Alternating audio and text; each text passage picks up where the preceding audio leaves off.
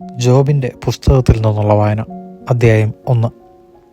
സാത്താൻ ജോബിനെ പരീക്ഷിക്കുന്നു. ഉസ് ദേശത്ത് ജോബ് എന്നൊരാൾ ഉണ്ടായിരുന്നു. തിന്മയിൽ നിന്ന് അകന്ന് ദൈവഭക്തനായി ജീവിച്ച അവൻ നിഷ്കളങ്കനും നീതിനിഷ്ഠനുമായിരുന്നു. അവന് 7 പുത്രന്മാരും 3 പുത്രിമാരുമുണ്ടായിരുന്നു. പൗരസ്ത്യ ദേശത്തെ ഏറ്റവും വലിയ സമ്പന്നനായിരുന്ന അവന് 7000 ആടുകളും 3000 ഒട്ടകങ്ങളും 500 ജോഡി കാളകളും 500 പെൺകഴുതുകളും എണ്ണമറ്റ ദാസന്മാരുമുണ്ടായിരുന്നു. അവൻ്റെ പുത്രന്മാർ തവണ വെച്ച് നിശ്ചിത ദിവസങ്ങളിൽ തങ്ങളുടെ വീടുകളിൽ വിരുന്ന് സൽക്കാരങ്ങൾ നടത്തുകയും തങ്ങളുടെ 3 സഹോദരിമാരെയും അതിന് ക്ഷണിച്ചു വരുത്തുകയും ചെയ്യുക പതിവായിരുന്നു.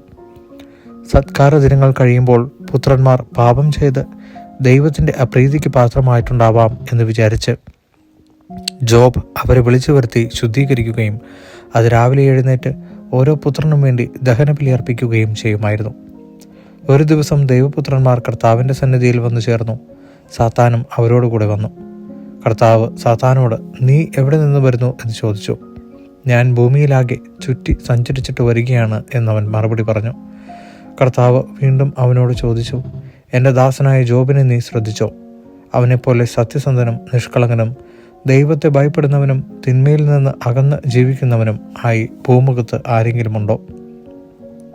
സാത്താൻ ചോദിച്ചു, ജോബ് ദൈവത്തെ ഭയപ്പെടുന്നത് വെറുതെയാണോ?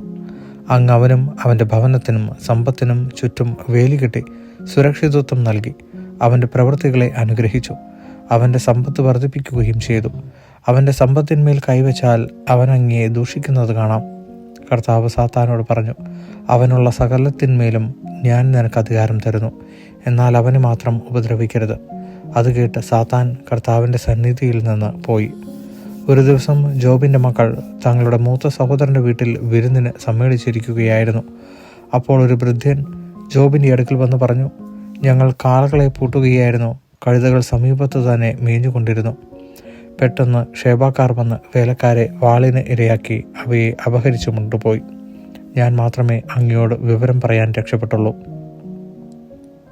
അവൻ പറഞ്ഞു തീരുന്നതിന് മുമ്പ് മറ്റൊരുവൻ വന്ന് പറഞ്ഞു, ദൈവത്തിൻ്റെ അഗ്നി ആകാശത്തിൽ നിന്നിറങ്ങി ആടുകളെയും ദാസന്മാരെയും ദഹിപ്പിച്ചു കളഞ്ഞു. വിവരം അങ്ങയോട് പറയാൻ ഞാൻ മാത്രം അവശേഷിച്ചു. അവൻ പറഞ്ഞു തീരുന്നതിന് മുമ്പ് മറ്റൊരുവൻ വന്നറിയിച്ചു, കൽദായർ 3 കൂട്ടമായി വന്ന് വേലക്കാരെ ആക്രമിച്ചു കൊന്ന് ഒട്ടകങ്ങളെ പിടിച്ചു കൊണ്ടുപോയി. ഇതറിയിക്കാൻ ഞാൻ മാത്രം അവശേഷിച്ചു.